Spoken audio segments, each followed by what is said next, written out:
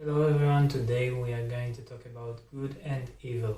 Well, more like good and bad, and we are going to see how we can know the difference between good and bad and how we can take better actions in order to do more good and less bad.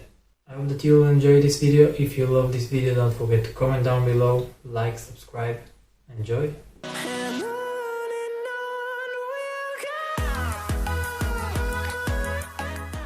I actually thought about it because some people are losing sight of good and evil, and I myself have also been in places that I did bad things and I wish I didn't do.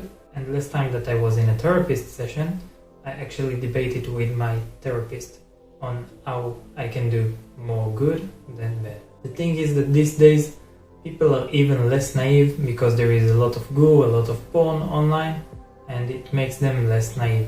So it seems to me that these things are even more bound to happen. Okay, so knowing bad from good. The thing is in here that society is actually the persona that decides what's bad and what's good. So it's more of a matter of perception, and what one person thinks is good, another person will think that it's bad. But in order to decide what's bad and what's good, it's easier to decide what will the society will say about the matter. And let's say by doing what the society thinks is better, you will have less regret when you'll do an action. So for example, a soldier killing a terrorist is a good decision because that's what society expects from them. But killing a person in general is a bad decision.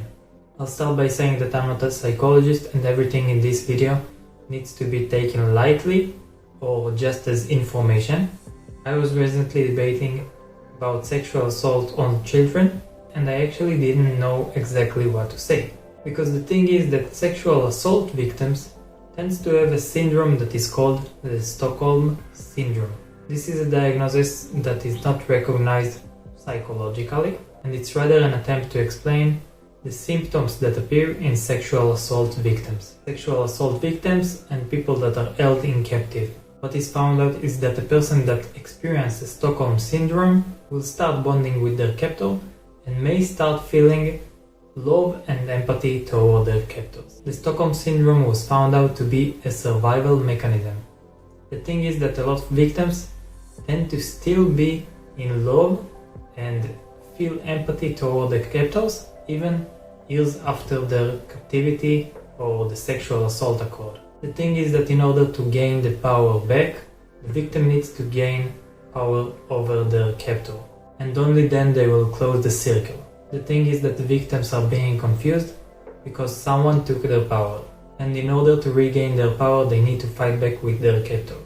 And sometimes the victims even lose the sight over what's right and what's wrong. So from here, coming back to knowing what's good and what's bad, and knowing how to do more good and evil, you need to remember that good people also make mistakes. This is usually happens due to feelings. We have love, we have hate, we have affection, we have anger, and the important thing is to come on top of it. And after looking for information on how we can do better decisions, I found out a long study about corruption in government. And I decided to take the model of corruptions and why it happens in governments and model it after making good decisions.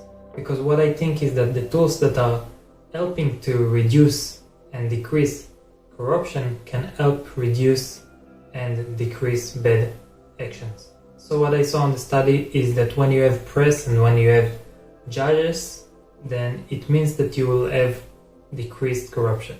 So now going into the model that I made, what if we'll take the press and the judges and make our friends and family the press and the judges? That will obviously lead to less regrets. The second thing that I saw on the study is salaries. When the government is getting low salaries, it will definitely lead to corruption. So now coming up to the model that I made, what if instead of wanting more things, we'll be happy with what we currently have? Will that lead to better decisions? Probably yes. And if you know, mindfulness meditation and stoicism that I've already talked in the past actually allows you to do that. The third thing that I found in the study was the extent of competition. Coming up now to the model that I made, what if instead of having competition, you will remove your ego. Will that help? Probably yes. And I'll give an example. The company that I'm currently working at is made with a lot of women. The company actually has 62% of women as workers, and it's made from a female and a male manager. And on the previous week, the male manager said that what's unique for this company is that there is a lot of female. And because there is a lot of female, there is less ego. And when there is less ego, it allows for development. So I will decide to take this model that I made over corruption and see if it will go the way that I'm expecting it to. And I hope that you will try it as well. I hope that you love this video. Don't forget to comment down below, like, subscribe. Enjoy your day.